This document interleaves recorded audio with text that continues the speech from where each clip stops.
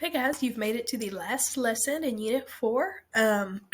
This lesson is about operating your small business. Okay, so putting all of those things together and actually making the business work. Okay, so it says a small business is defined as any business with fewer than 15 employees. However, most of the businesses that you're probably thinking of are a lot smaller than that. So it could just be you. So it says, what is the legal status of the business? And there's some different things. So small businesses are run as sole proprietorships. So that just means that you run the business under your name and social security number. So you are the one person in charge of this. So this would be like if you are selling, you're growing and selling flowers, you're growing and selling food at the farmer's market, you're a sole proprietor. You don't have employees. You can also run the business LLC. This limits your personal financial risk if there's a lawsuit. So if someone sues you, if you have a business partnership, it's a good way to go. LLC stands for Limited Liability Corporation. Record keeping, which we went over before, so I'm not going to go too far into it. Just know that it's very, very important.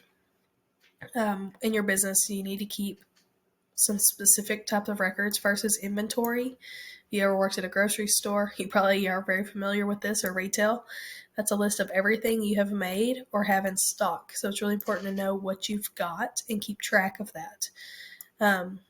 It's really simple. Your inventory tells you not only what you have, but what you might need more of. So it's how you know what to buy. So they're doing like a jam business.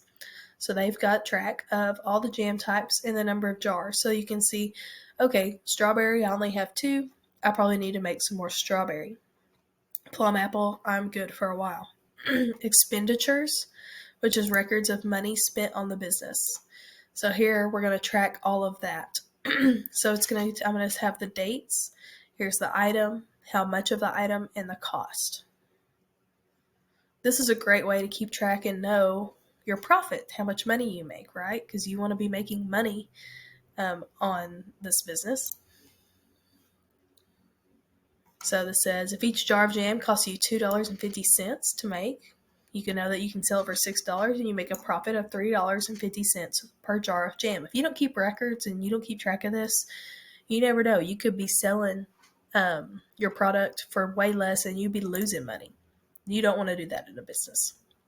Sales records. You need to keep record of your sales, whether it's wholesale, which means you sell in bulk at a lower cost to someone who's going to sell it to a consumer, or retail, which is sold at full price to the consumer. So retail will be like wholesale is who Walmart buys their food from. They buy it from a wholesaler. Retail is Walmart selling it to you.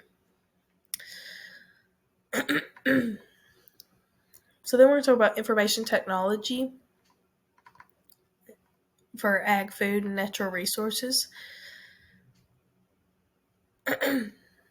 So smartphones, internet, Google Sheets, all of this has made it really, really a lot easier to keep track of all of your data.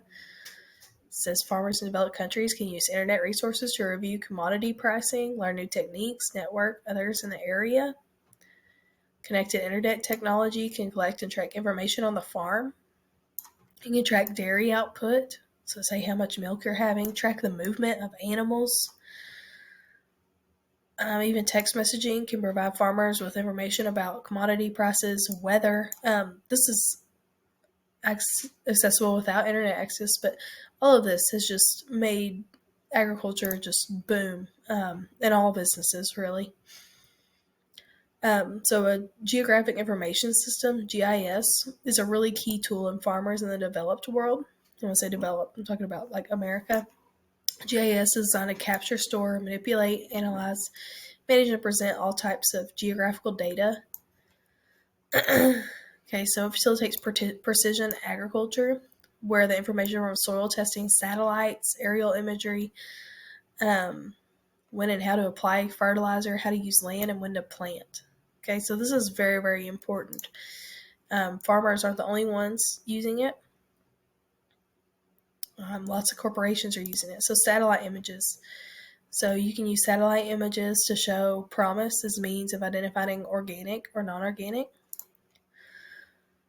The USDA uses it to define hardiness zones, where we learned about that. So that's going to tell you where's going to be the best region to plant a certain plant. Demographic data. Okay, so it's going to come on crop distribution, fallow areas, demographics, more data to tell me the ideal site to plant certain plants. RFID tags can be used to track hay bales used on the farm. If a bale's gone bad, with a reader, you can see where it came from, the identity, so you can tell me where it went, and I can track down who sold me the bad hay or let them know. So all kinds of things. And then we have GPS, which you probably are more familiar with. GPS has really transformed the ag industry. There are tractors that are hooked with GPS, and they can drive themselves. So that makes it where, if you've ever flown on a plane, you probably see how if you fly over somewhere where there's crops, it looks like it's in very accurate shapes. That's not on accident. Okay, they use GPS technology to make sure they're in those straight lines or doing those straight shapes.